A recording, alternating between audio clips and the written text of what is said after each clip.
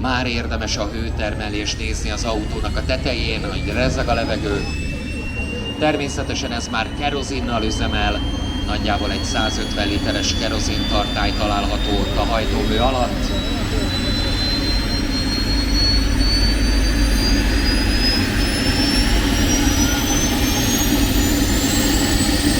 Az alapjáratot.